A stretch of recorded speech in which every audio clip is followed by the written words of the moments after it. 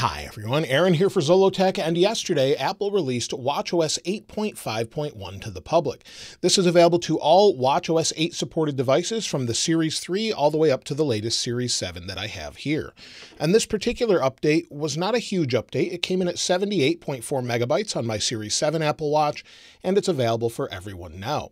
Now, if you're not seeing it and you previously had the beta profile installed because you were testing the beta updates, or maybe you're a developer, make sure you remove that profile and then check again, and you should see it available now. Now, watchOS 8.5.1 was released alongside iOS 15.4.1, iPadOS 15.4.1, as well as HomePod and tvOS 15.4.1, and also macOS 12.3.1. Apple released all of those updates yesterday. Now let's go ahead and take a look at the build number and talk about what's new. So we'll go down to Settings, and under Settings, we'll go to General, and the build number just tells us what version we're actually on. Then we'll go to About, and you can see it says version 8.5.1, 19T252. So that's the actual version number or build number, and it lets you know you're on the latest version if you've got that number.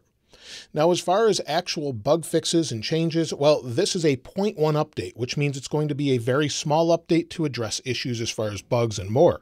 And as you can see, Apple has only said watchOS 8.5.1 includes security updates and bug fixes for your Apple Watch. So what that means is they fixed a few bugs, and they haven't said specifically, but I suspect this has to do with the charging on the Series 7 Apple Watch. Some people were saying it was not fast charging, so when you put it on the charger, wait for it here to charge. They were saying it wasn't charging like it should. Sometimes it wouldn't charge at all. Other times it wouldn't charge maybe only to about 50%. I had some odd issues myself, but this could address it. It looks like it has. I had it on the charger last night, and it appears to have fixed it.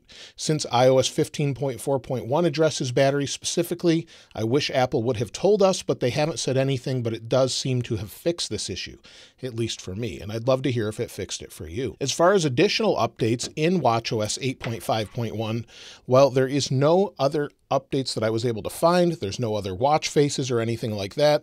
With the previous update, we gained watch faces that matched the new spring cases, but so far I haven't seen anything as far as that goes. So as far as that, there is some world time things I was looking through because they actually changed the naming of Kiev on the iPhone as far as the world clock, but I was not able to find it here. And so they changed it a little bit. There was nothing to mention here. So I was looking through that, but again, no other things that have been changed. This is just a bug fix update as well as security update. So if we go into Safari, you can see here, if we go to Apple's security website, we just scroll down.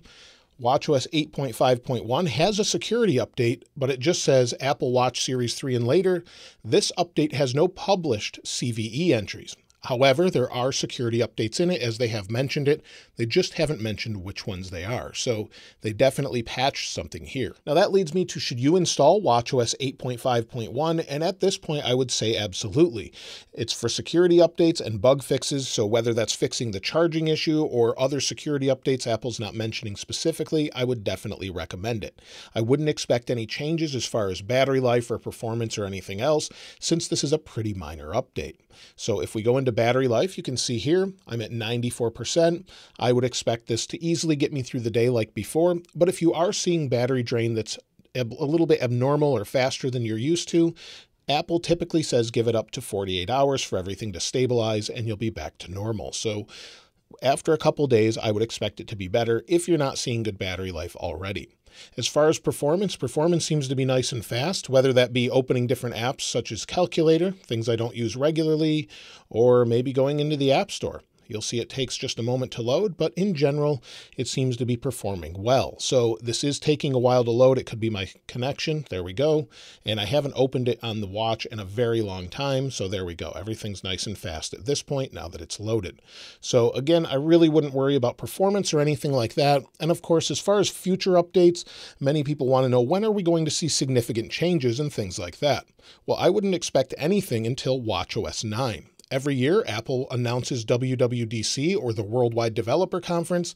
They send out invites to those that are invited to come to the actual event, and then also developers can typically go if it's going to be in person. At the time of this video, Apple hasn't sent those invites out yet, but once they do, typically we'll have an event in June, and then they'll show what the next version's like, such as iOS 16 and watchOS 9 and macOS 13.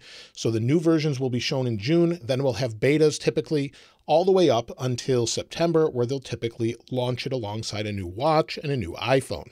So normally that's how Apple does things, so we can expect some new features with that version. But so far with watchOS 8, I wouldn't expect other changes. We should see some updates with watchOS 8.5.2 and 8.5.3 or even 8.6. Probably all the way up until September as well. Now, as far as this watch face, a lot of you want to know what this is. So this is just infograph modular. So as you can see here, it's infograph modular.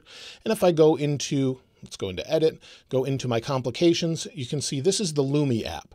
This is a paid app that just tells you when sunrise and sunset is to help you get the best photos and videos throughout the day. So it just looks really nice here. I've had this set for a long time. So infograph modular with Lumi in the middle. And then of course I have the different complications around, such as temperature, of course, messages, time, music, and activity.